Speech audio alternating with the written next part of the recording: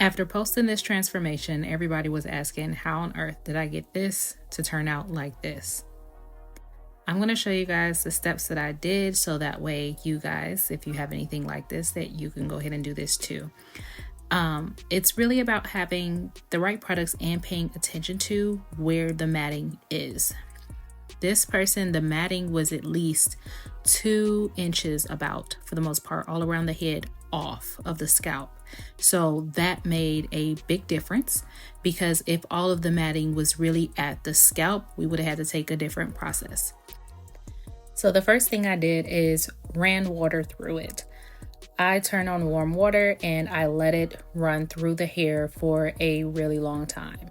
I did that because once you apply the product now, it'll be easier for it to lather, easier for it to do what it needed to do. Now, typically I wouldn't start with a shampoo in this situation, but in this case, because of the fact I had about 2 inches grace period, and on top of that, I just needed to break through that little section. I was like, okay, I used a really slippery shampoo. And this shampoo is through Design Essentials and it's purple. I forgot the name. I'll link it below.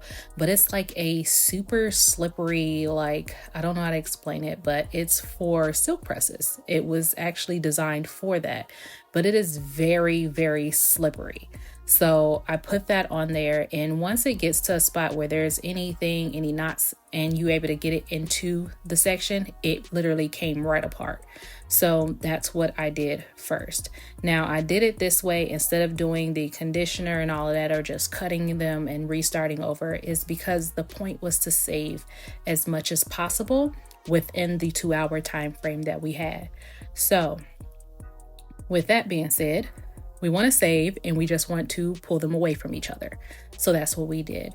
And that process works easier if you have something that is very slippery, not like a conditioner where it's like a soft slip. You need something like a slime type slip. So that's what that shampoo is. It's like a very slimy type slip. So we did that and we were able to pull everything away from each other. And I stopped once I was able to see the scalp, but didn't really get everything from the scalp.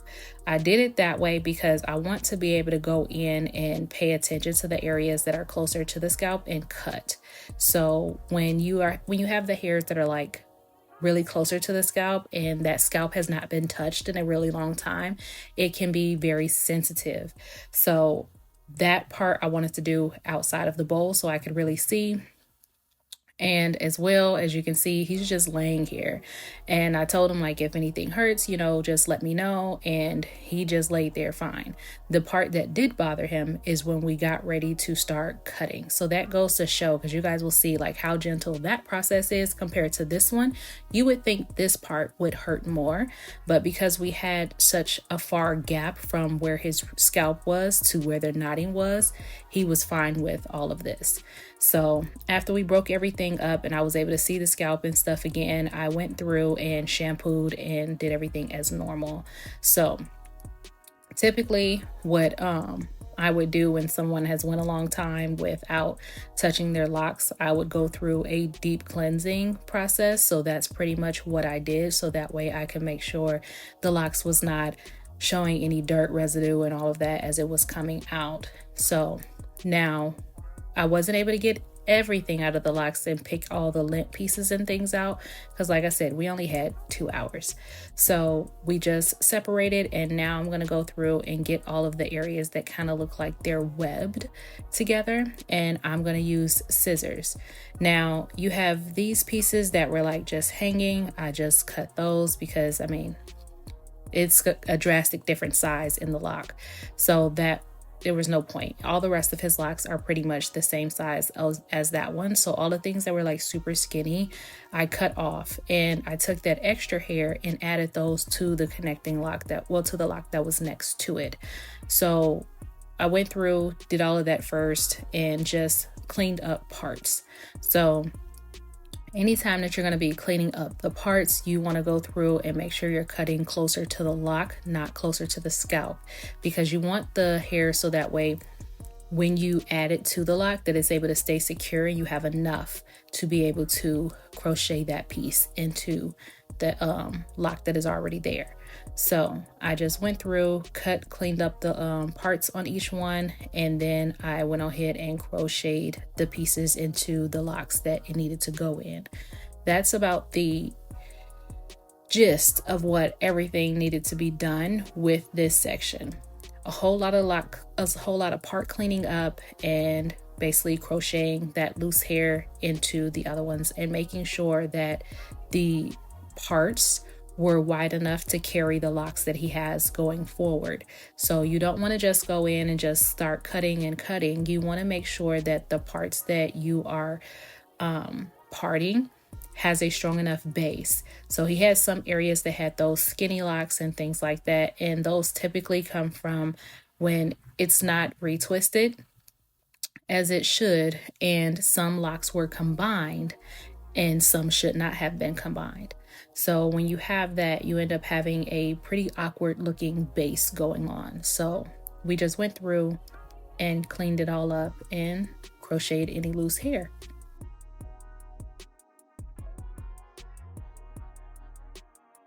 So here you can see more of how the webbing and stuff looks where the hair is connected to another one. So now you guys can kind of see, I'm looking to see how wide the part is, how big the lock is, and seeing where would be best to cut and which hair, would get this, which lock would get this piece of hair that I am cutting off. So just pull it up and then you want to cut and clean up your parts.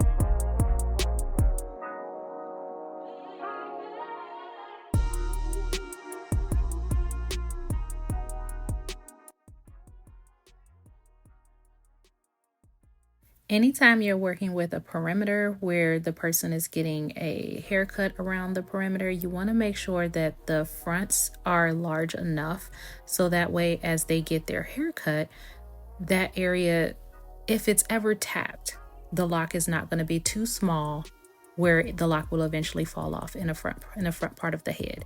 You don't want that. You always want to make sure that the lock has enough at that front area.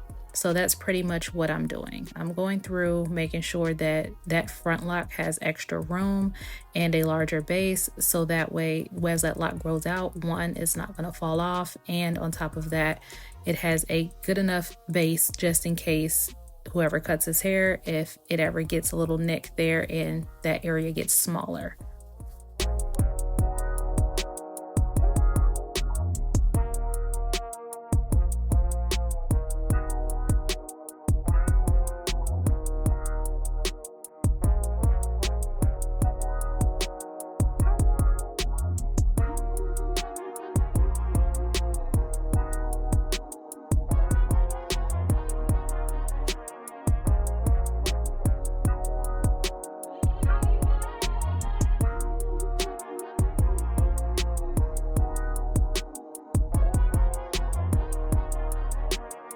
And that's it. So now he has clean parts. He's able to get the style done again, where later we'll be able to do any picking of any lint, but being able to see the scalp is a huge victory.